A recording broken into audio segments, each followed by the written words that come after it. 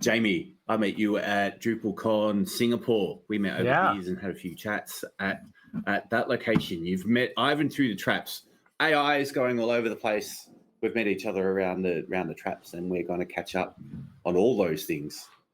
So nice to have you on the show. Yeah, lovely to see you again since Singapore. I remember, we were sat in a rooftop pool. It was pretty late at night, but it was still warm enough to be outside in Singapore. It was a fantastic event. I think I saw my first ever fork lightning. It was just like it's just a beautiful hotel event. I think one of the most fun I've had at a DrupalCon. I don't know how you felt about it. Well, that's the first DrupalCon I had been to. I've been to Drupal South a number of times. So that was being in Singapore was an interesting experience. Very humid, but then I remember that storm coming in at the same time, and I was getting ready to head to the airport. So I was coming to a close at that point and exhausted after 3 days of DrupalCon. Yeah, and we were. Yeah, so that was. Yeah. So much to take stock, because that conference, that was just before Drupal CMS launched, like within 5 weeks, I think. Yeah. So we were just, it was so wild. Like we had like a week before Christmas holiday break, and then we were going to go back, and we had like maybe a week before Drupal CMS was launched. So it was kind of loads of last minute stuff. And that's where I met Ivan as well, sort of digitally met, like asynchronously met. You made this video, didn't you, Ivan, before Drupal CMS came out? Yeah, so I believe it was the first one where it was specifically Drupal AI stuff, where I created, where I used like the chat bot, and I created a content type and a bunch of fields. And it was funny because I used that as an example for the big release. And one of your comments was that you were stressed just watching it because you thought it was going to fail. But in the live stream, it actually did fail. So maybe I got lucky the first time. But then it's kind of like, now I kind of understand that, you have to give it a few more prompts. I probably gave it a bit too much to do. But yeah, it is kind of funny that video I just threw up thinking, this is exciting, and I had time. It's like, let me just chuck this up. And it's one of my most popular videos. It was so cool. I remember I saw it the day before the launch, right? So I was watching it. I remember being in bed watching it, and I was just on the edge of my seat of like, is this going to work? Is this going to work? I noticed like you tried to pre-prepare everything. So you'd copied the prompt somewhere else, which is definitely an upsetting point for us, because like I do that as well, where I do all the prompt engineering, like Notepad, and copy it in. Yeah. And so I definitely want to improve the prompt engineering tools in Drupal, so you don't, and we're working on that, so you don't have to like have somewhere else to copy it in. You were copying it in, and then you'd forgotten something, so then you asked it to change things. I just remember thinking, because we'd built these agents, and this was really cutting edge. The agent architecture was based on a very old way of doing agents that Marcus had came up with over a year and a half ago. We were adapting something he'd built a long time ago to Drupal. And the things you were asking it to do was stuff I've never tried before. So we'd been testing this site loads, and we've been testing its capabilities loads. And you'd ask to do something. I was like, I literally have no idea if it's going to work, because I don't know. We haven't targeted that. I can't remember exactly what it was. It was something to do with like creating loads of content, and it was like lessons, I think, and they were linked to each other. And I think Marcus knew whether or not it worked, but I'd never tried it. I thought I saw it. I thought I saw it somewhere, because I did also ask it to change a widget. That was it as well, yeah. And because I asked it to create a media reference field, like a media field, but it didn't select the media library widget. And I was like, let me just give this a go. I tried it, and it changed it. I was like, wow. I remember seeing that, because I've been following Marcus's videos a lot. Like I remember like over the last, because it's now been a while. Now when you think about it, you feel like it's only just come out, but all this like GPT stuff has been out for a couple years now. And I do remember watching a few of his videos, some great videos where he converted like a long form video into a blog post, which I want to try and do. And so I think I remember him seeing something slightly similar, and I thought, he can do it. And he did it, and he worked pretty well. Yeah, it was. Nice. I think there'd be a striking be a striking contrast between that, though, and where AI is at now, because with the updates you've been doing, multiple agents and things. So, I mean, seeing what's coming out recently, my impression is that what we're discussing with Ivan now is version 0 and miles apart from what we've got with Kanban boards, multiple agents, hierarchies, MCP. So that's so yeah.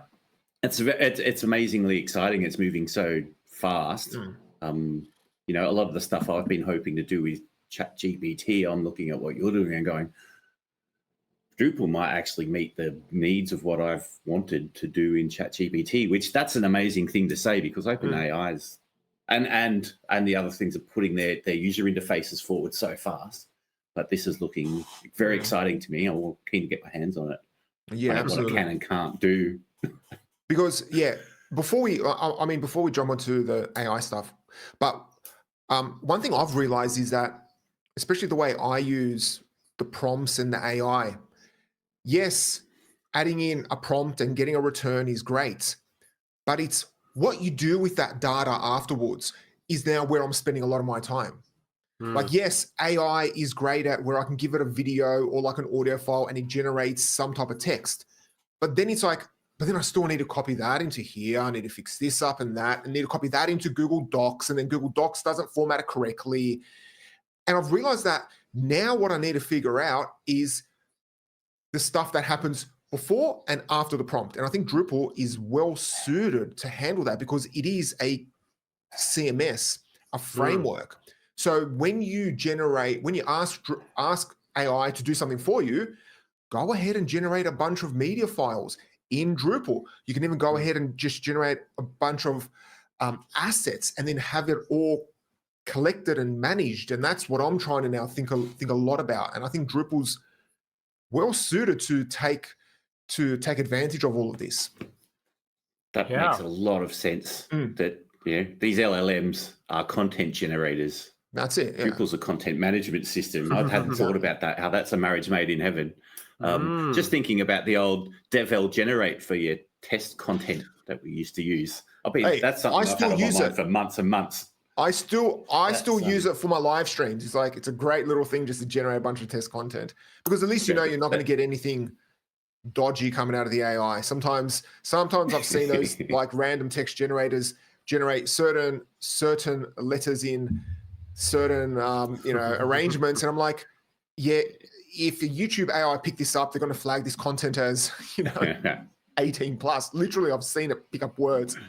So yeah. I'm gonna write that down. That's a really cool idea. That thing of AI is a content generation system and Drupal is a content management system. So it's a match made in heaven. It really is. It's the motivation of this that Marcus had a while back was he was tasked with working for a big PR firm, doing some work for this company that wasn't very well liked, basically, and he had to build this tool where it would. This was before Musk took over Twitter and the APIs were more open. He had a tool that would like crawl Twitter for any mentions of this company, and then basically do a simple sentiment analysis of is this positive or negative. And the idea was to build a system where when a new thing happened, some world event, product launch, something, to then see how is Twitter responding. So it's not just general sentiment analysis, but like sort of real time, how's people responding to this thing? And he tried to do things with LangChain, which is like a dedicated AI application building platform. It is open source, which is great.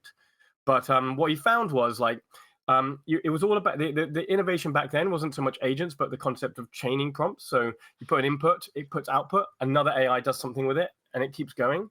And he would train these things together and had all these services where it would maybe go off to Wikipedia and pull information in or fact check something or make a video or make an image. But the services, the data wasn't normalized. So he was constantly having to program how to translate one format to the other, whereas in Drupal, we have everything normalized and we have a community around a certain way of doing things. There's a date field, and that's the way we do dates. Yeah. And there is so many ways you could do dates or names. There's so many ways you could structure them. There's so many ways you could store it so you can transform it. But we have the one. And so anything that stores a date, it goes in that format, and anything that uses it, it expects that. And then he found he was having to build authentication systems and views of lists of things with reports that people could log in and see those things. And he had to build like a permission system and all this kind of stuff around LangChain.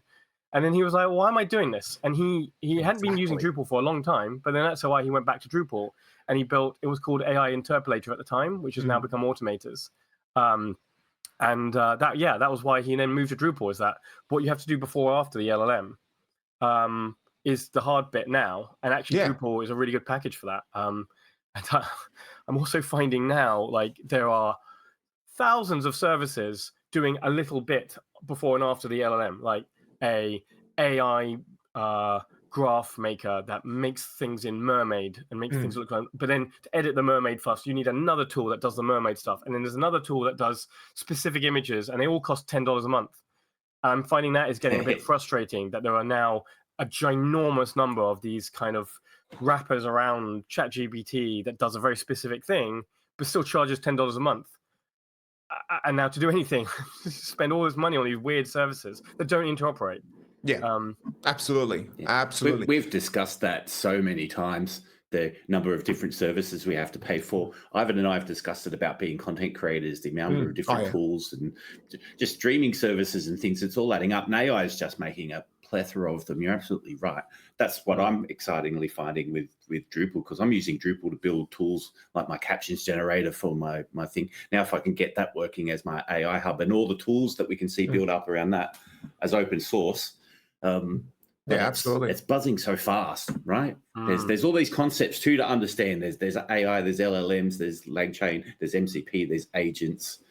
But from a Drupal perspective, what have we got? Because if we go back, I looked at AI agents, like the AI module. I'm talking 12 months ago. You plug in AI, and it puts a little link underneath your title. Go generate title, one under your body, generate body text. You're like, this, okay, cool. You know, and I installed that, never used it, because I just go to ChatGPT and copy and paste it. But the things have changed so much since then. And I haven't kept up. It's changing so fast. I made that in a post. It's changing so fast that I can't keep up. Which Drupal's always been like that, but now it's just doubled. Things are changing. Because Drupal CMS as well. Like Drupal CMS itself, Starshot's just reinvented. We've got Experience Builder coming. There's recipes. There's site templates. There's all this stuff coming, and AI is just sitting there beside it, just going. Drupal's in a whole new, what do you say, rebirth? It's like Drupal's gone from child. It's matured in this sense that it's a teenager and it's going through all these rapid changes and identity discovery. Right? So, absolutely, absolutely. Yeah, I mean, this is one thing I'm trying to tell everyone now is, like, I just feel like this is the time to do it with Drupal. There's this kind of phrase that people like, of like, you know, use the right tool for the right job, and everyone kind of almost takes pride in, if you are working with a client, to recommend these various different SaaS or platform as service things that aren't Drupal, and they'll suggest it's the best tool.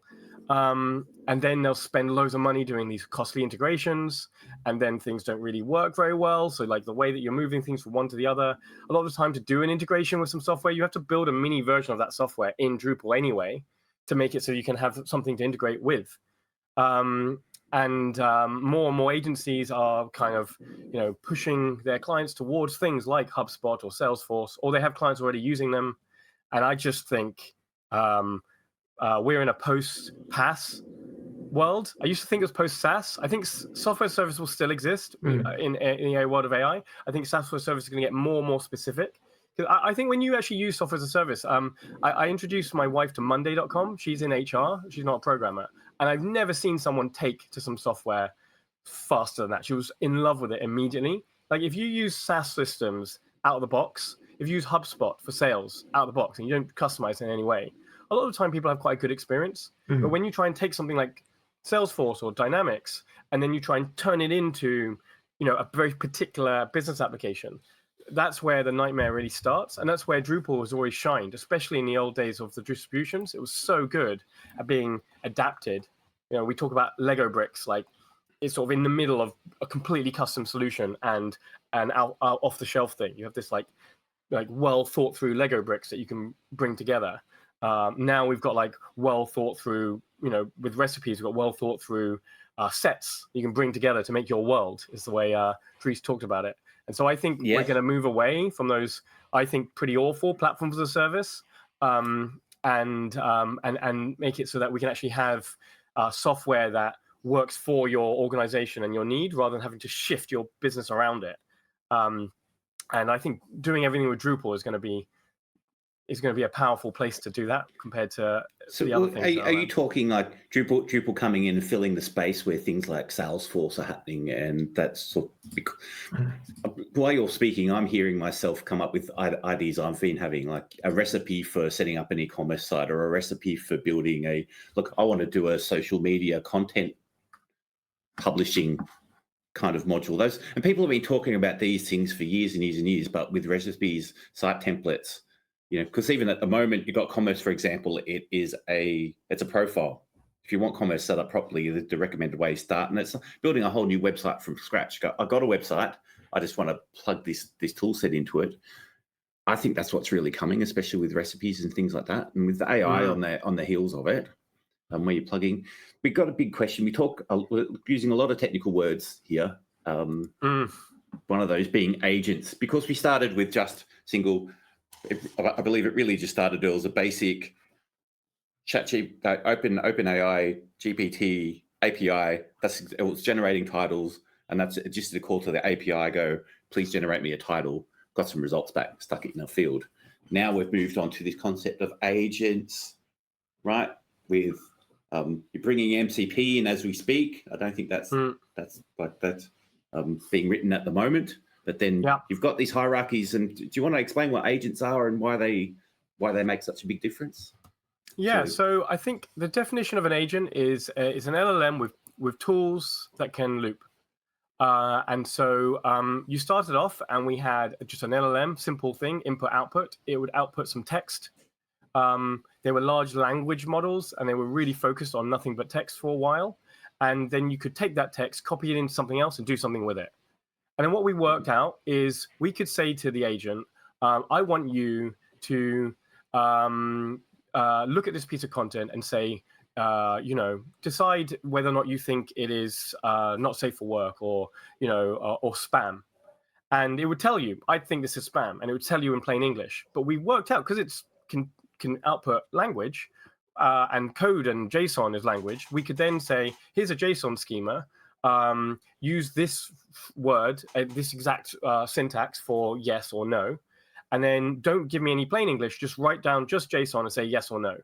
And then what you could do is you could use this LLM, get the output, put it into your system, your Drupal site, and then because it's JSON, Drupal could read that and do something with it. And so you can marry both the normal deterministic systems that we have and automation processes that require very, very structured, perfect syntax, and this more, amorphous LLM thing that can handle unstructured stuff, can kind of be more creative. And so we married those two together, and it was great. And what happened is people started doing this more and more and more, and this concept of a tool came about of, well, why don't we make it so that actually the syntax, the structure is actually the same across all of these things. We're going to use JSON. It's going to roughly look like this for when you call a tool to do something and get a response. Whereas our old systems, and this is what's in Drupal CMS, like Drupal CMS, the agents produce PHP arrays. So they're producing some syntax that is like made up by Marcus, is his own head, to then interact with Drupal's functions. And it was very complicated to like build, much more likely to get it wrong. Much small little open source models were really going to get it wrong. And so the whole world has moved towards this consistent syntax of JSON to say, I'm an LLM and I want to do something. And here's the parameters I'm inputting, and here's the expectation I get back. And these tools have now gone into the APIs of the LLMs. Like when you actually do call a tool, there's something called function calling, where you say, here's my prompt, but here's a list of tools you're allowed to use. And this is the way, this is describing each tool. This is how you talk to them. This is the input and outputs you're going to get from them. And the LLM can then pick the tool it wants to do. And because everyone's standardized around that, these new models are now trained to know this syntax and know not to just give a response all the time, and know to think, what tool do I want to use before I do something? And this consistency across the AI space has meant that they've been trained in that way. And one thing that's really cool is there's this leaderboard of models that are best at tool calling. So you just ask it to, like, here's a problem, just select what is the best tool to solve this. And the best is actually now an open source model. It's beaten all of the proprietary ones. It's specifically trained to do tool. It's based around Llama, the Facebook one, but it's been fine-tuned exactly for nothing but tool calling. And it's beating these ginormous, super expensive ones. And so that tool thing is really powerful. I don't know if I want to stop that. The next thing is looping. I can talk about looping and swarming, but I don't know if you want to come back at me about any of those things. I want to hear it, Ivan. Oh, no. The looping things. Yeah, no. The looping thing, yeah. I'll be curious to hear about that stuff as well. No, I mean, so what you're saying is the original, so bring this back to Drupal. Well, I just want to bring it back to Drupal. So right now, just for, I guess, our listeners, that the current version of Drupal CMS is running version 1.0 of Drupal AI, and all of this new stuff is in 1.1. Yes, that's correct. Okay. Yeah. Okay, that's just important because I'm sure people will be like, "Oh, I'm trying to test this out, and it's not working the way it's working." Yeah. Go, Bevan. Can we at the moment download a dev version and play with it? Will it? Yeah, we can. There's a your mileage may vary, dev. or that's what I've been thinking about doing that, and that's why it's a valid question. Like, can I get my hands on this and play with it now? And it's in the dev branch generally. Yeah. And that's actually something we've been working on a lot. So we had this try.amazy.ai thing that announced at Atlanta. And what we have found is trying any of this stuff out has been really tough. Like, even with Drupal CMS, you have to, like, find an API key. You have to go to the recipe and install it. There's installer.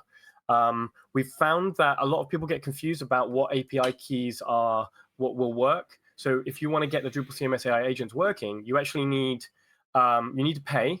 And there's these tiers. So when you put in $5, you get to tier 1 for OpenAI. And then I think you have to put in $10 or $15 to get to tier 2. Yeah. And each tier gives you a higher number of tokens per minute. And what happened is these agents, because, as you can imagine, if you're asking it to, like, make, 20 taxonomy terms, there's actually a load of API calls happening behind the scenes. And there's this quite large system prompt that means that each call is using a lot of tokens. And so what we found is a lot of people who use Drupal CMS really struggle because they haven't got a properly paid for high tier API account. They're just trying it out, and then things just don't work, and they don't know why. And they got some error messages, but the error messages, we tried to make it clear what it is, but the reality is, it is hard. I keep forgetting, like, even now, I just keep forgetting, like, how much does it cost to go to tier 2? What are the limits? It's really hard, even on OpenAI's documentation, to find out. So the thing about trying it out is that we're really working with a lot of people, with the Drupal Forge people, somewhat with Acquia, with Amazy, with Drop Solid, a lot of these hosts, to try and make it so that you can, like, click a button and just try out with some free credits, with all of the hosting environment set up. There's a lot of innovation in your DevOps and your hosting that is really needed to make this stuff sing now. And so the kind of old style thing, there's some Drupal hosts that are really very rigid. And so we've really struggled in the AI space to innovate a lot, because we keep thinking, what about people on that host? What about shared hosting?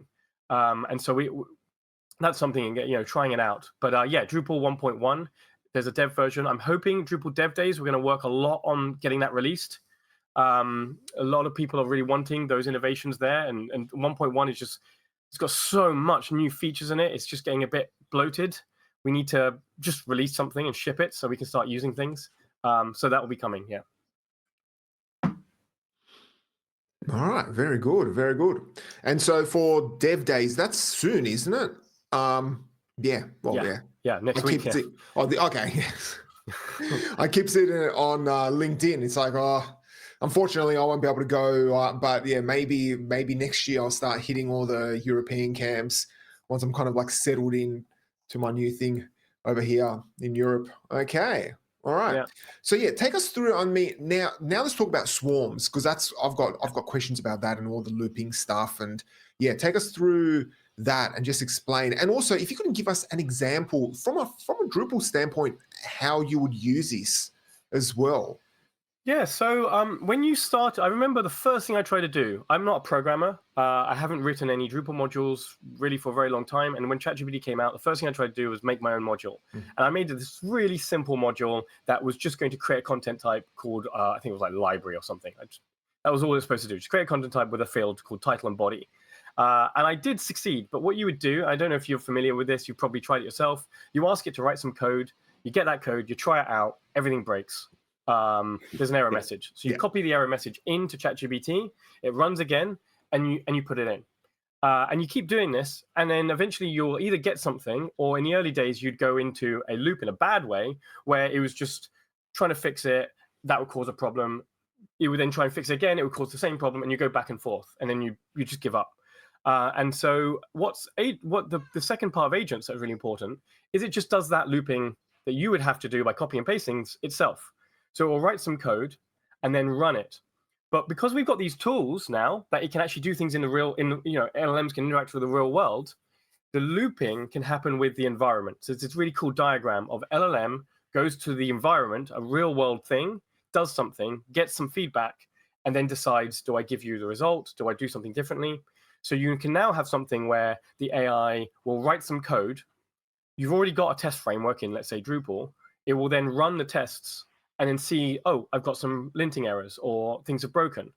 And then it will go, this is what I tried to do. This is the code I had. These are the problems I have.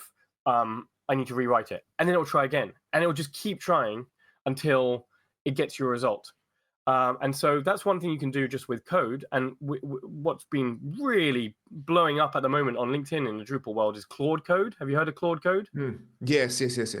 Yep. Yeah, so Claude Code is a command line tool that you can download, and it's not necessarily the best, but it's the quickest and easiest as a developer to get into seeing what true agentic power is like, because you just go into your command line. If you go to Claude Code, there's just a single line that you copy and paste, run it. You type in the word Claude, you go into this command line thing. You can type something into to AI. It fires off API things at the time, but it can run those commands on your machine.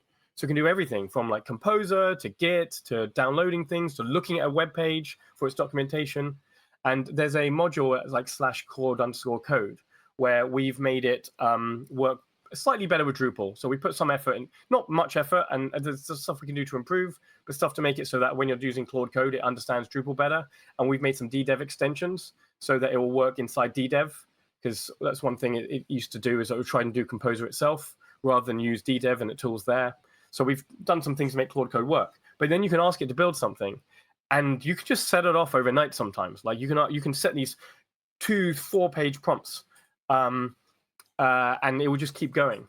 And I got told about it from Matt Grasmick from Acquia, where he had this project that was over 100K project that people were bidding on. It was like hundreds and hundreds of hours they were suggesting. And he just thought to himself, like, what if I just tried this with AI? Like, he tried the Claude Code. He'd seen the looping. He'd seen before without the looping, it was just a nightmare. It would just keep giving responses that were rubbish. But like with the looping, he could just leave it. And then he found like, it was getting quite good. So what about if I got this whole project that he'd, fully spec'd out? And he wrote this like 2-page prompt. It wasn't just like a one-liner. It was like this very detailed prompt, because he had the details to give to another agency to do the work.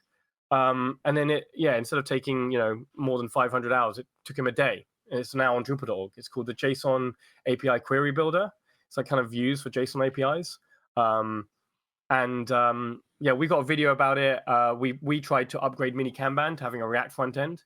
And within an hour and $15 later, like we have something. It's not ready to release, but it is pretty cool. Like it's already looking and feeling a lot nicer.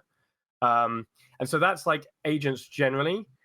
Circling back to your question about Drupal, at Atlanta, we showed Experience Builder AI agents that could create a component from like a screenshot, or what we're hoping is from Figma. As you could get a screenshot of a component, set it up to AI, and then it would build it in your browser using Experience Builder. Like you'd see it, write all the code inside Experience Builder, you'd see it rendered. It was really cool, way better than the previous SDC single directory components that we've done before that would regularly break. And then in the video in Atlanta, you saw me seeing the output and going, I don't quite like it yet. The gradient's not there. Could you change it? And so one thing we're hoping to do soon is make it so that Experience Builder can render, it's rendering in the browser. So it will then send that rendered image of the component it's made back to AI. AI's got the original image it has, and then it would be able to compare how close is the original to this, what's it built in Experience Builder, and then loop and just keep changing itself until it says, yeah, the thing I've built is really similar. It might not be perfect, but it has gone through a lot more iterations than the kind of single version that we had at Atlanta. I've got so many questions and ideas sprouting off. Even that at the moment, because you're talking this kind of agency level, you've had a designer, they've designed that in Figma. I was playing with ChatGPT's new image generation thing that's just jumped up from crap to almost good. Yeah. And so I was with it today. I'm like, upload a picture of me, upload a picture of my logo, go, that's my branding, that's my colors, this is me. Can you make a header for my YouTube? And then I've gone, my website's ugly. Can you make a layout for my web page using that style? And it goes boom, boom, boom, boom. Here you go. And I'm seeing what you're talking about now, going almost like you're inside Drupal, and you go, here's my branding. This is what I want to convey. Come up with some branding colors. Can you come up with a design for a header? Okay, implement the header. Right, sitting there right in Drupal, just going from nothing to a brand design, imagery, put the header in place, have it working, all just by talking to an AI and going, I want a nice, and that's just the tip of the iceberg of what we see coming down the track. So that's just while you're talking, I'm just going, this is kind of, I'm already doing those things a little bit in chat, same clunky, do it in ChatGPT, copy it out, get it to say, how do I code it? I become the loop, right? Okay, look at that code, spend ages trying to understand it, go, okay, I understand what you're trying to do. But this is sounding like you almost don't have to, that's my favorite part. You don't need to leave Drupal. Right. So obviously for us, we don't want to leave Drupal because we like Drupal, but I actually would go further. And this is why I feel like everyone's going to have to start doing everything with Drupal. Do it with Drupal. It's finally happening. I sort of like two taglines I'm saying a lot. And I really think this is a perfect thing that you've mentioned, a perfect example why Drupal will do a really good job of this compared to everything else. Because if you just go to pure AI, there's this phrase like AI slop that people are upset about with like AI generated images, where you're starting to feel patterns. You're starting to see like, oh, this is obviously generated by AI. It feels like it lacks soul. It lacks what you want it to do. I can talk a little bit about why the new version of ChatGPT image generation is way better than everything else. There's this like specific architectural change that has changed it. But one reason why what you talked about, I think, will be really good in Drupal is what we're doing with the Experience Builder AI agent is at the moment they make the component from an image that you provided. But with Drupal CMS, we're going to have a design system, a proper atomic design system made by Media Current. And so when you're asking it to create things in Drupal, it doesn't just make it from its own head. It can actually make use of the design system you have there. But also on top of that, most design systems right now they're aimed at designers. Like they'll be in Figma and they'll just be like random components in Figma. And you'll look at it and know like, okay, this is a hero component and this is how you're supposed to use it. But there's nothing in the design system that tells you that. So if we have design system, but with better documentation, that would be good for humans anyway to have. Why should you use an accordion? What color schemes do we support? If you have a corporate client, are there specific color schemes and design system approaches that we want to make, which is different for nonprofits? Like, why does a designer go one way or the other? And why did the design system creator use these things instead of those things? So if we can create a design system in Drupal, which Media Current are doing, and then get all of their thoughts written down somewhere in a format that humans can read, but also AI can read, then when you ask AI to do something, it won't just do it based around just random training or whatever. It does it based around a carefully human created with soul idea. And that will feel linked to what you want it to do. One step further, we have the Drupal-based design system that is a standard one for Drupal CMS. We're going to have site templates that might have slightly different design systems in them or tweaks them. And then there's your own organization where you have your own brand and you have your own designs that you want to do and reasons why you do certain things. So if we can make this design system something that has loads of information about how to use it in documentation in a way that the end user can edit or add to, and you can start putting in your own brand guidelines, your own design ideas, your own ways of doing things. Then when you get AI to build it, it's not just going to build random stuff. It's going to be based around what your carefully created human designers wanted it to be like. And I think like WordPress, they've released an AI site builder. They're never going to be able to achieve this, right? Because the way their ecosystem works of all these widgets, they've got the core WordPress, all these widgets in silos. There'll be like a brand guidelines widget you can pay for, but there's going to be thousands of these other tools that you have that don't make use of it. Unless it was, WP Engine, they made a sort of similar thing to Fields.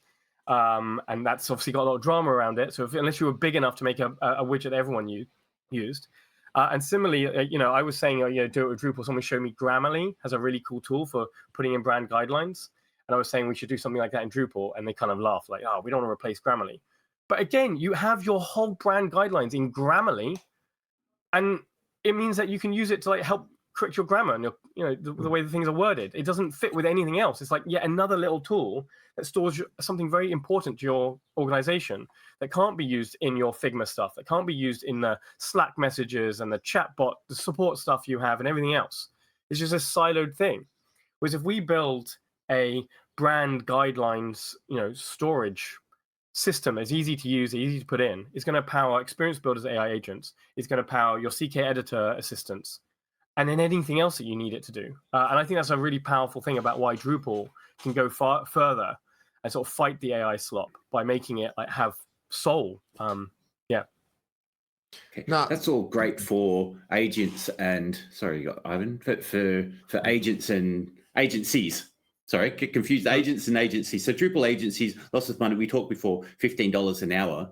So we put our shoes in, say, the 14-year-old who's keen to get into the tech, or somebody in another country's not, they're not making $15 a day, let alone be able to pay $15 for an agent. Brings in, we have discussed open source LLMs, which here aren't as powerful as the big guys, but we discussed where that fits into this scenario. So, of course, we were talking about all those API keys and paying for it and going to tier 2 and stuff. Where do the open source LLMs fit into this story? Yeah, well, so as I said, with the tool calling, the best now is open source. I am not a complete expert on the nuts and bolts of how LLMs work. I had a lot of I did physics with philosophy at university, and I like the philosophy more than I like the physics. A lot of my physics friends went off into data science, and they got really into machine learning and how the tokens and neural networks. But the way I like to see of it is like you've got a boat, and you're kind of make it shift course. And when you fine tune something, if you've got a ginormous ocean liner, it's really hard to push it. It's going in that direction. Momentum is pulling it in that direction. And so you have the ChatGPT 4.0, you have the Claude 3.7, and you try and fine tune it. The amount of data you need to make it shift and start giving you different answers is so much. And then you don't know what it's going to do to the model. Like you've shifted it so it, people keep saying they want to make a Drupal coding one. If you shift 3.7 to be better Drupal code, you don't know what your data training is going to do to everything else that it does. It might just suddenly be terrible at ideation or whatever it was good at. And so for a long time, we said fine-tuning was a waste of time. What's happened since then is we've got these small models, these like, I call them 7B, like these small, it's a number of parameters, it's how much memory it takes up is important. And these small models can fit on your machine, they can fit sometimes on a phone, they might not need a graphics card.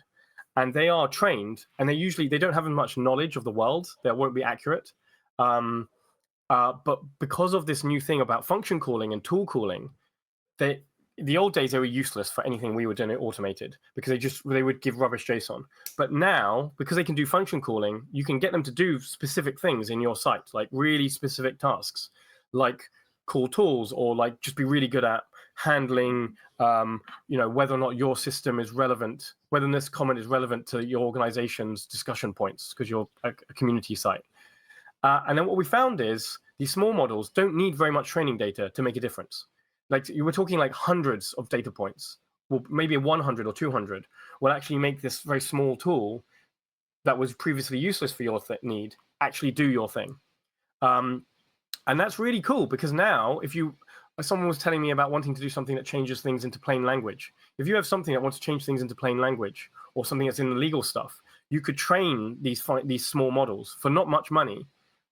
And it will actually, now I think we're getting to a place where it can be better than the foundational models. But even if it's not, it's going to be cheaper. It's going to be more private, because it's something you can run. And so I think open source is going to win in that world. But also, actually, I think it might win in the foundational models. I'll stop there. I can talk about it if you want me to. But like with DeepSeek came out, and DeepSeek is not a sign that China has won. It's a sign that open source has won. The way they made DeepSeek, Hugging Face are already working on. We're calling it OpenSeek. There's going to be loads of ways in which they made DeepSeek, which we'll be able to make our own ones. And DeepSeek was actually as good as O1 at the time. It was literally as good, if not better, than the foundational ones. So we're seeing open source win in a small area, in a specific one, in privacy, but it's actually starting to win in the large models as well. So yeah. Don't know if there's any specific things about what I said you want to focus on. No, not particularly. I mean, I did see the difference, wondering about, because we're talking about agents, right? So I'm getting my head around this in Drupal. We've got this idea of agents. I've heard you talk about having like a, what do you call that? A project manager agent, and then smaller agents that do other things. You mentioned earlier more like atomic tools. This one go, a little agent that go, is this comment rude, kind of a sentiment analysis agent, right? And that's all it does. But that's talking about agents, and those agents still rely on the foundational models you were talking before. But are we looking at maybe having each agent possibly use its own fine-tuned model behind itself? Yeah, exactly. That could be the thing, that we could have a model that's just really, really good at making views, and we just fine-tune it to be like, here's a whole bunch of views that people wanted. This is the YAML that was produced, or something. This was a configuration that was produced. And we could do that, because what we can do is we can go online, look at all the modules on Drupal.org, and download all the configuration of views that exist. It's just because it's already there. We already know what that view is supposed to achieve. We could use AI to describe the view by looking at, describe what it's supposed to achieve. Use AI to generate what a user might say when they make that view, and then have the config of that view exported, so we know what the view is supposed to look like.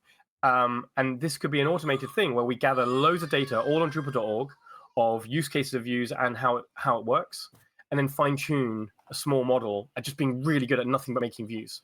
And views are so important to I mean, for me, views is where the penny drops for a lot of people who come from like WordPress, is they start making something and feels amazing. They're pretty cool. But it's then they see views and it's like, oh, I can just change this setting and it does the thing I want. I would have had to pay for a completely new WordPress widget, whatever it is, to do that thing. But I just had to change this setting. And so I think that could be a thing. And also, I haven't tried it out myself, but Marcus has now, and he's tried open source models with the new Drupal CMS agents that will come with 1.10, and it just really does work on his laptop. It doesn't need a graphics card, but it does work now. So we're in a place where you can just you can actually one thing we've got a chatbot in Drupal CMS using an external library called Deep Chat, which is confusing, nothing to do with DeepSeek, but it actually supports. I can't remember the name of it, but a system that allows you to run models in the browser. So you can have a website that is a SaaS system that's hosted that does some stuff with these models, but your clients actually can run it in their own browser on their own laptop, and then they're never sending the messages back to you.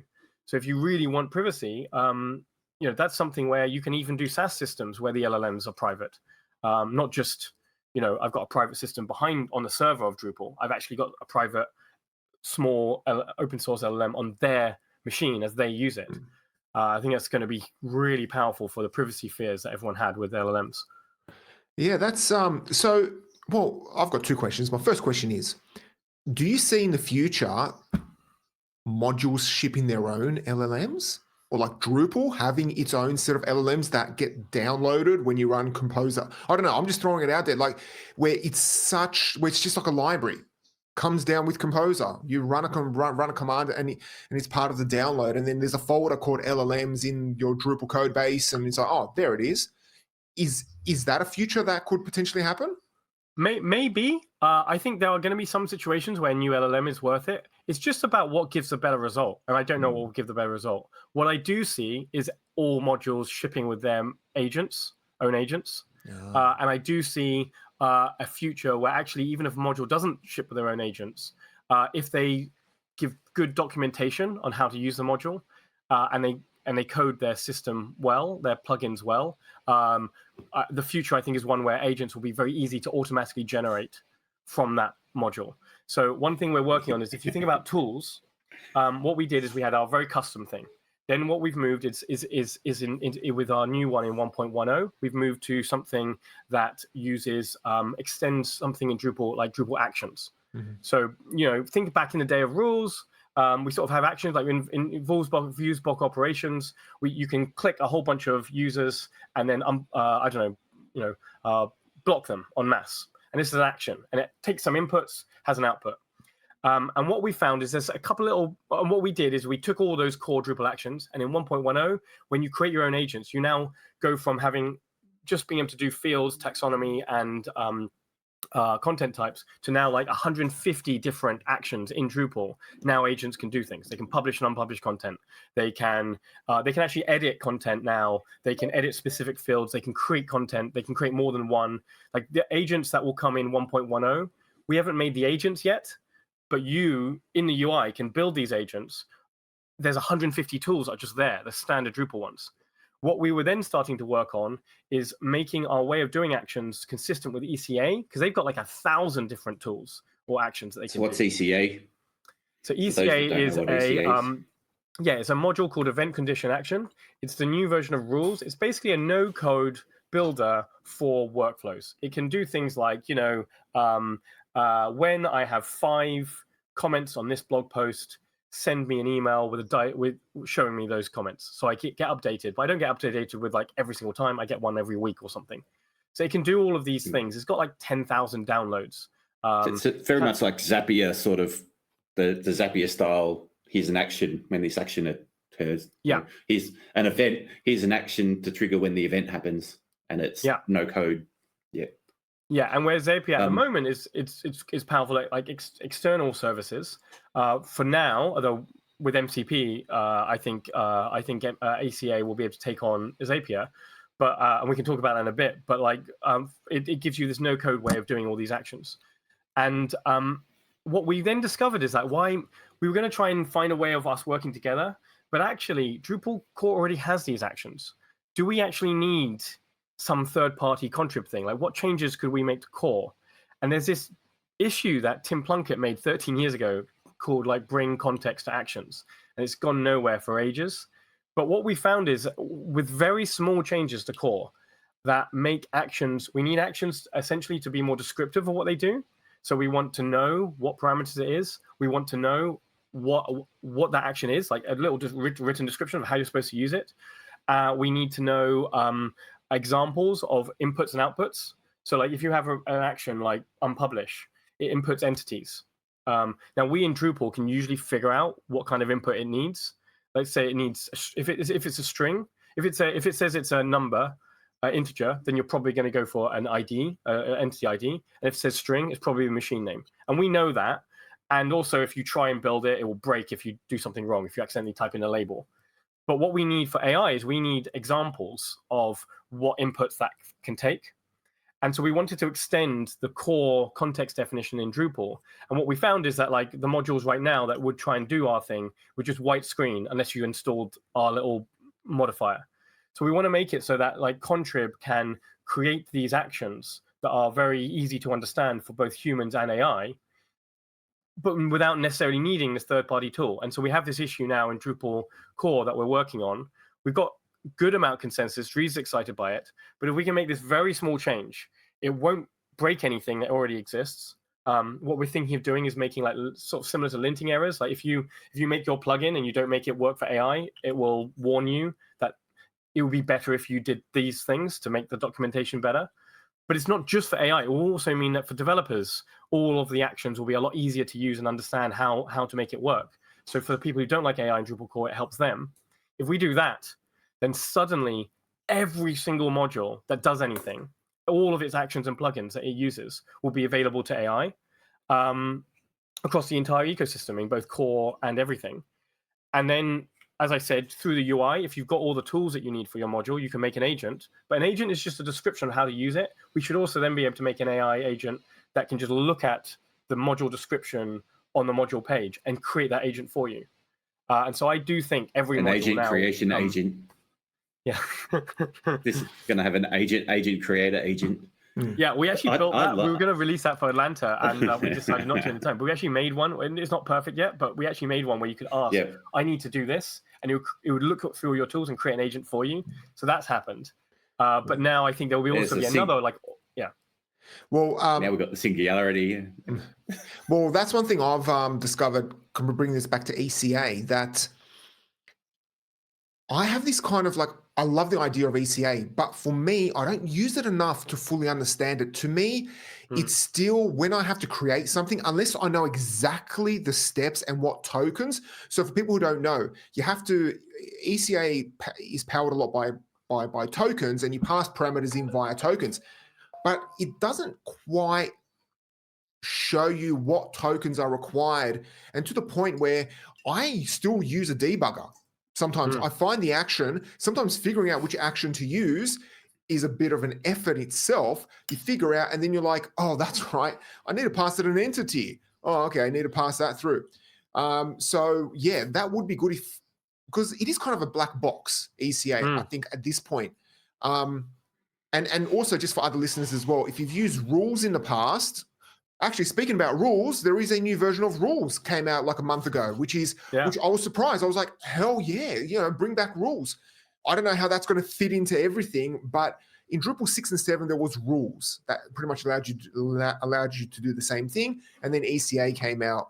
And I actually just yesterday was looking at the ECA statistics, and it shot up in the last 6 months, I think purely because of Drupal CMS, because it is shipped in Drupal CMS. And also just for the listeners as well, if you want to learn about ECA, have a look and see how it's built in Drupal CMS, because the way they've implemented it to just create the cloning functionality, I was surprised. I was like, I did not know you could use ECA that way. Anyway, that's awesome. Just one other question. Entity cloning? Yeah, entity cloning. They didn't use a module for it. They purely used ECA to manage the whole functionality. I looked at the model for it, and it's one of those things that, yes, you could probably spend like 3 hours doing it and clicking around, or you could just install a module and you're done with it. But the fact that you don't have to install an extra module, which means extra technical debt and technical code to maintain, is pretty cool. Now, one question I do have. So as a site builder, I would create these type of workflows, as you were saying, like use ECA to go through the latest 5 comments and send an email.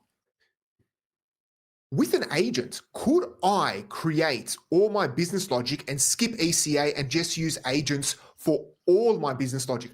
But not, so instead of using the agent to create the ECA workflow, use the agent to run the workflow, and it is the business logic. Yeah, well, is there a future like that where instead of me, so then there's no use for ECA. I'm not saying get rid of the module, but the agent takes care of that type of business logic.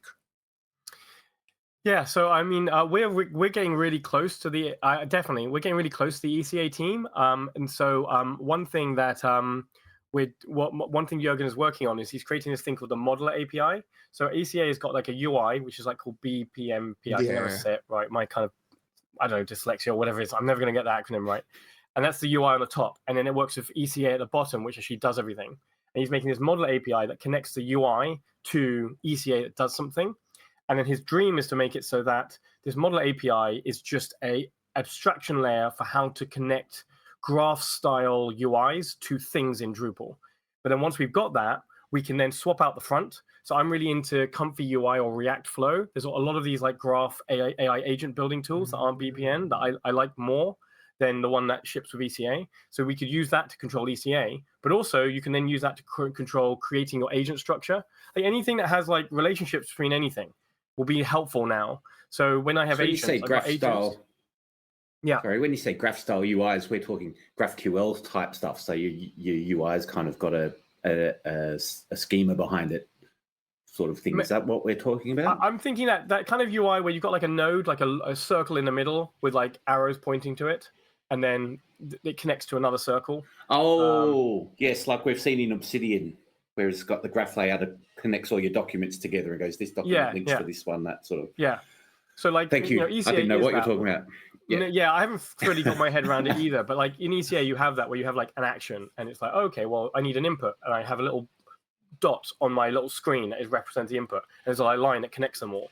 And so I think actually this might be quite cool for creating content types, because actually in Drupal we know, that if you have an entity reference field for taxonomy, oh, there's a taxonomy, it needs terms have a title and description. You just know that.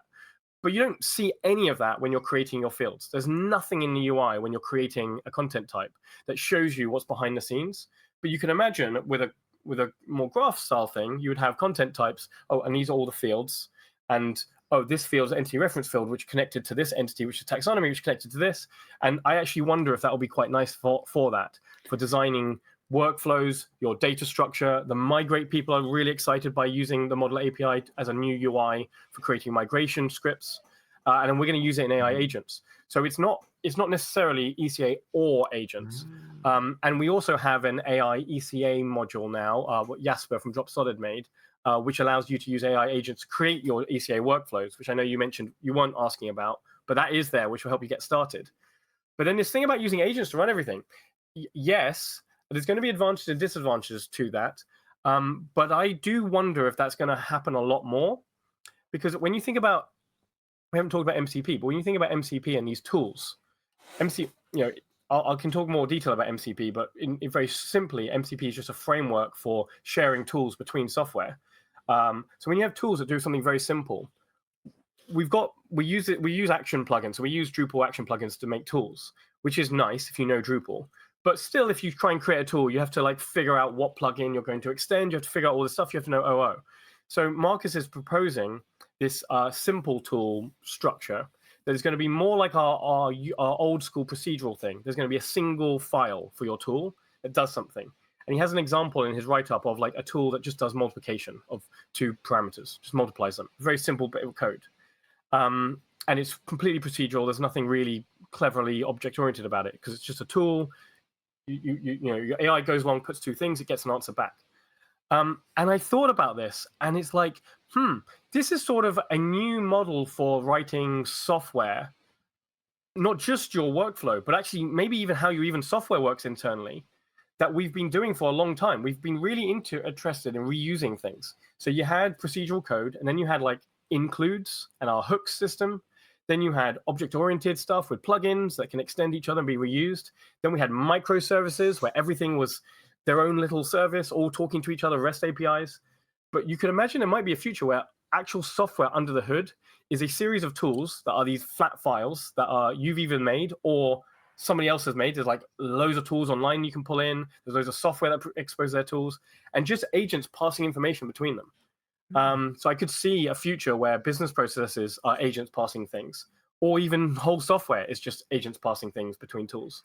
I personally think we'll still want something like ECA because I think there are times when you want things to be fully deterministic and reliable. I think when you look at humans, the really big workflows that produce the most amount of value is like the Henry Ford style, I can't remember, assembly lines, where every single human doesn't actually have any creative input. They just take something in, do exactly this task, and move it on. Now we have robotics, and again, that's what they do. And if you look at what we do in real life, a lot of value is produced in finding a repeatable, very consistent workflow that you can just do over and over and over again with certainty. And so because real life does that, my guess is even with AI, we're still going to want very consistent workflows. We're still going to want, if we use AI agents for certain things, them in a workflow that is well-defined. I don't know. Maybe not. Maybe it turns out that the reason why those workflows existed is because we didn't have a Star Trek style button where you can just create matter from nothing, and then I could have any car I wanted the way I wanted it to look. So maybe creativity is still important in internal business flows versus things being completely structured. Yeah, you did actually. Yeah, you got me thinking about the whole MCP, which we should probably talk about. But you could essentially develop your business. It's all about just, and this comes back down to, it's all about APIs, really, isn't it? Like when you strip everything else, it smells like an API, it quacks like an API. It's just another REST API.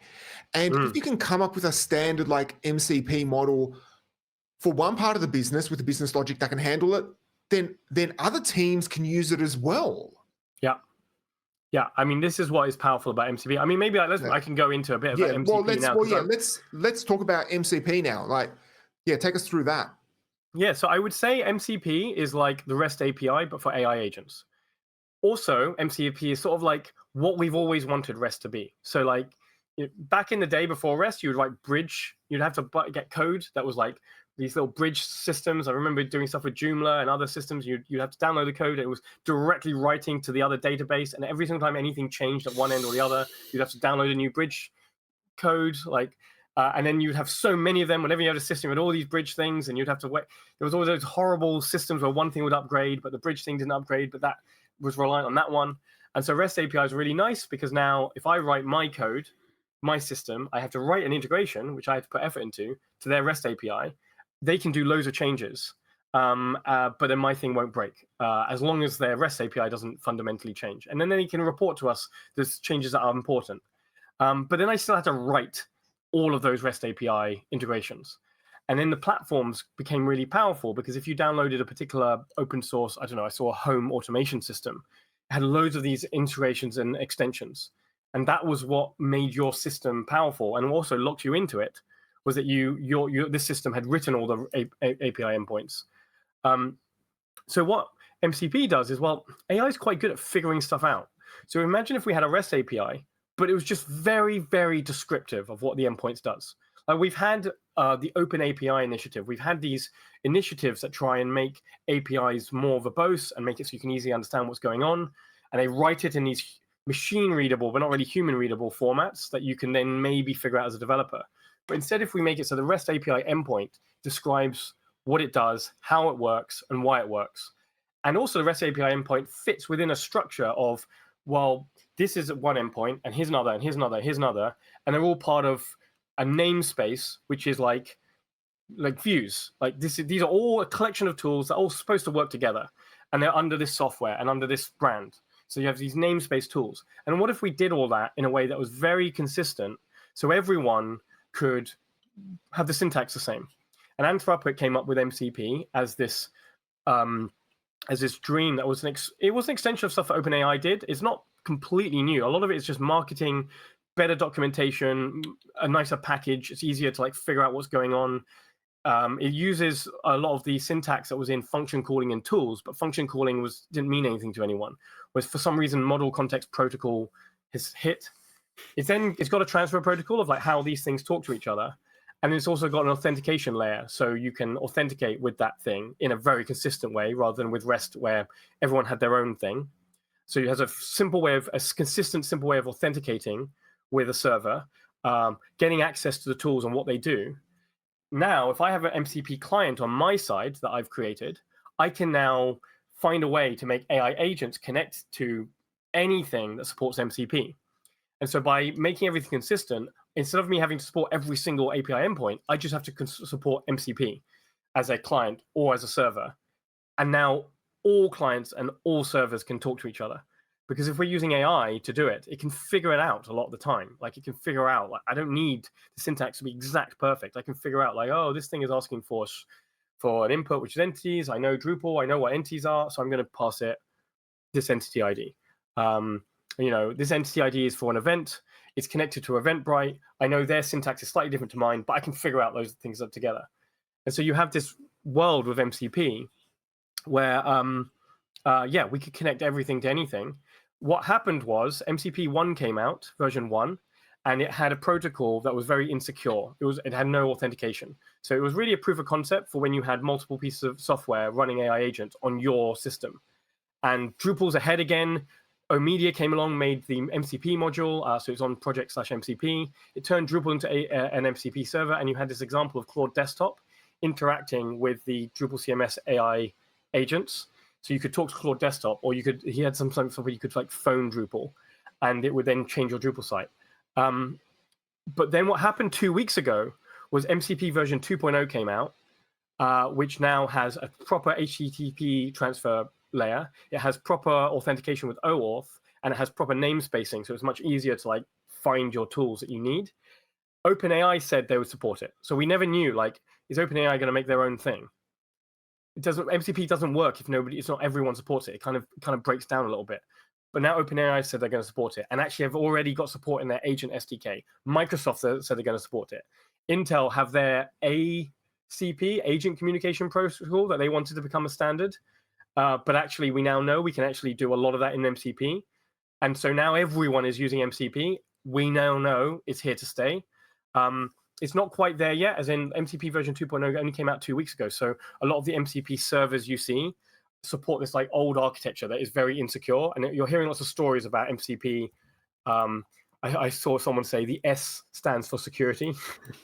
But actually, it's because they're using version 1, which was never secure. Like, the new version is a lot better.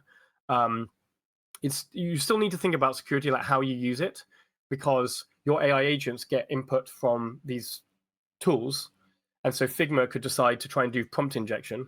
They could give you an image that says, the classic dropped all your tables. They could give you an image that says delete everything on the system. And if you're running Cursor and you've got AI agents that can do anything at once and are calling a tool, you have to now think that the tools it calls are telling your AI agent what to do. So you have to think about the permission that my AI agent that has been told what to do is being told what to do by someone else. What does that mean for my security? But yeah, that's a big summary of what MCP is. You're going to hear loads about it. Marcus is going to give a talk about it at Dev Days. He's released an MCP client module. So he has an example of us having AI agents do something and then give its report to Slack. So just post things on Slack. So now we can just like message Slack, read Slack in Drupal. It took a very small amount of time. We now have an MCP client and they have an MCP server. So now all your agent actions can just work with Slack rather than having to code something new.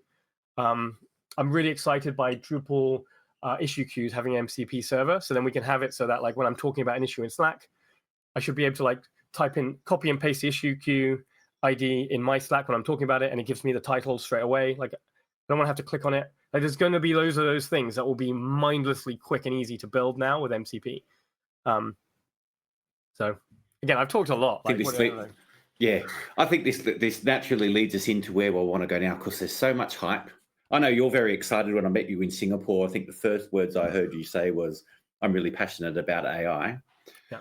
And it's moving so fast, and all this. There's so much excitement around what Drupal can do. So a lot of people talking about AI is not going to be able to do all these things, but we're looking at Drupal where we're on the real world. It is changing the world. Whether it's going to get rid of developers or not, it's a very different conversation. But at the moment, but what's working, what's not working, and really what are the landmines? Because you just spoke about that with MCP, where you've got the risks of prompt injection. What are some of the risks that you see coming forward? Because it's all very exciting, but with all that excitement, what are some of the barriers you might be and risks? Yeah, I would say so. 2023 was the year everyone talked about the AI's coming, and we talk about tokens and the nuts and bolts of it. 2024 was the year of the proof of concept, and I think 2025 is going to be the year of real AI things. AIG, the massive insurance company, they're working with Palantir, not the Drupal one, and AWS and Claude, and their investment day came out recently, and it was just to investors. They had a presentation, and then if you look at that presentation, they're going all in on AI. They've got a whole slide about how RAG works. They've shown the underwriting process. Like, if you ask for a quote from AIG, there was a particular area of underwriting where you would send them an email with it, and it would take maybe 3 weeks to get a response. Because of this system of 128 AI agents built in this Palantir AIP, which is this like application building platform, which I think has a lot of parallels to Drupal, and is one of the reasons why I think Drupal is going to take over, because Plant is very expensive and proprietary. Open source is freer. They brought it from 3 weeks down to only a few hours, and now it's in production, and it's been in production for a few months, and now people are using it. And it is a case now that if you're a company and you go to AIG, you'll get a response within 2 hours. All the competitors you have to wait weeks for. They're just going to clean up. We're going to start seeing them. They're already seeing it happen, but we're going to start seeing them reporting on this cleanup, on how much. Or there's going to be a gold rush where all the other insurance companies are going to have to level up in the same way. And that's what I found, is that a lot of the AI stuff has been pretty good for a while, but a lot of companies are very scared of it. They're scared of making the first move. They're scared of all the risks. And so I think we're in a place where you just have to do it. I think if you're not using Claude Code now, you're just going to lose. You just have to do it. If you're a programmer, I'm not saying Claude Code will change everything, but you have to go for it. It's here, and if you're not, you're just going to get left behind. And more people are going to start using it for real situations. And we're finding that with our clients is, before I was paid to build proof of concepts they can show to someone to get more money. Now I'm paid to solve real problems. And with this change, there's going to become risks. People are going to do it wrong. There are lots of ways in which you can do things badly. We're going to have to figure out how to do security in this new world. I don't think the AI agents are inherently insecure, but it is the case that people are going to trust them. You're already getting people using Cursor to use the AI agents to do everything. Claude Code is not secure at all. It's quite scary to use because it just starts writing random stuff to your computer. And so that's a risk. The other thing is, I used to say AI is not coming for our jobs. I actually didn't think so before. I actually am more scared of that than I've ever been since the last 2 weeks. The early reports showed that people who weren't very skilled, their productivity massively increased with AI, more so than people who are more skilled. And that made sense. Like, if you don't know, if you've got GCSE maths, that's an English thing. You've done maths up to 16, the age of 16. AI messes up with maths a lot, but it will still be better than you as somebody who stopped studying maths at a very young age. So it will help your maths ability a lot compared to not. Whereas if you're a professor with multiple PhDs, it's not going to help you that much. That's what I thought. What we found with the situation I said at the very beginning of this podcast with the JSON query API, Matt Grasmick's using Claude Code to make a Drupal module, is even he, with some of the stuff he was doing, struggled to write the prompt perfectly. And he needed Wim, who was Matt's an amazing engineer. He's built everything in Drupal. Every time I go anywhere, you find he's there behind the scenes, having started that project or worked on it. And then Wim, I've heard people describe him as one of the greatest engineers in Drupal to some degree. And he had to help a bit. And they created this very large prompt, and then it made it. And what I found was you needed someone who had really good ideas of what needed to be built because you were close to clients. You needed the money already. And you needed really amazing software architecture skills. That's where it fails the most. And that's when I tried to do Claude Code to upgrade something myself, and it worked because it looped. It ticked the box, it fixed the bug, but it built it in a very architecturally not particularly great way. Yeah. The amount of time it took for Marcus and Andrew to look at my code, they could have just done it themselves. So we're in a place now where there's a new story happening, which is that maybe AI is going to be a world where winner takes all, which is scary. You're going to have to already have the money, already be really good at the business side of things, the marketing side of things, the access to clients, and also one of the best software architects. And then AI is going to make you, early reports were 50% increases in productivity for AI. But with this story of Matt, it was almost 50 times productivity. So you're going to have a place where these wizard AI people with access to money, intellect, and use cases can just do the job of 100 developers. And that's a scary world. I don't know what that world's going to look like. I don't know how it's going to happen. It's very hard to predict, because one of the first things I was worried about when I saw this come out was just everyone's, it's going to democratize coding. Now anyone can code. And it's we've had such an explosion of coders and the amount of bad code that's out there. And that's my prediction was, sure, we're just going to have a million times much more bad code than we had before. Is that how you're measuring productivity? Your productivity's gone up because you churned out 10 times more crap, Yeah. So the thing is, what I didn't think about is it is the case that if you just left the world as it currently is, then yeah, you might have more bad code and everyone can code and everyone's going to be better at coding than ever did before. What I hadn't thought about is you have to think about the business side of coding. You still need money. So it's easy enough for everyone to make things now, but you still need to be paid to eat and to live. And the question is not, will there be loads of bad code? Maybe, but like, why would anyone pay you to write bad code? And if somebody pays you to make bad code and the bad code is actually bad and it hurts them, that company's not going to last very long. Sort of natural selection is going to kill them. So the companies that are going to pay people to write good code or use AI to write good code are the ones that are going to win. So then that means that company needs to be good at figuring out how to pick people who are good at writing good code with AI, not the bad code.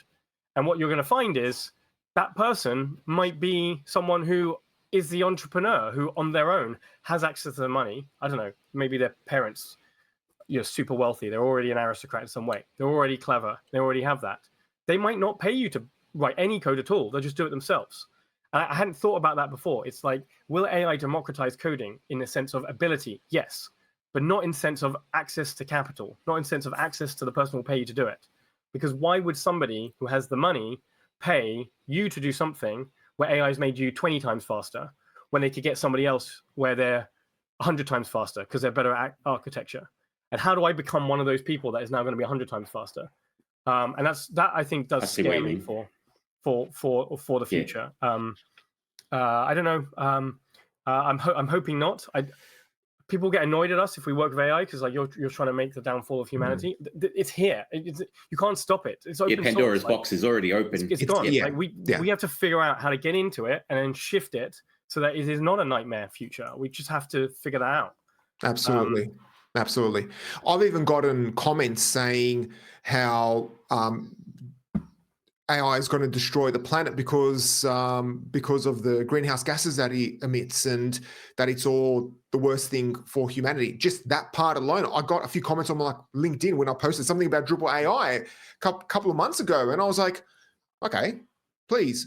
And I asked the person, please tell me more because I'm playing the game. I want engagement. They ranted on about it.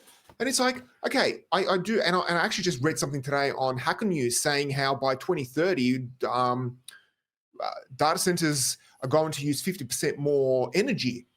And this comes down to, well, this is a more broader topic about cheaper energy means a more growing economy. Absolutely. But yeah, there is a lot of unknowns. And I know for me personally, and I've talked about this to Bevan in our podcast before, that I'm getting to an age where if you throw this AI stuff out to deal with, there's still this whole ageist thing in the tech industry as well. And it's like, wait, how much, how long am I going to be working in this industry? But one thing I've been thinking about, especially when it comes to the stuff that I do and coming around my content creation, I've been trying to just offload that as much as possible. And I've always thought about where I kind of get this anxiety now that if I'm not using AI, I'm wasting time, which is kind of a wrong thing to do because I used to love writing blog posts. I loved it, the process of learning something new. But I feel like if I spend 2 hours writing a blog post, I've just wasted my life. That's what's gotten into my head, which isn't the right way to think about it, where everything should be AI. But what I've been trying to think of is I want to get to a point where I can kind of offload a lot of the content creation, the repetitive tasks to someone else. Now, straight away, you might be thinking, well, of course, just throw it to AI. But the thing is, though, you still need to manage that AI. You still need to build that AI. You still need to, I want to be able to literally give it to somebody, what do you call it?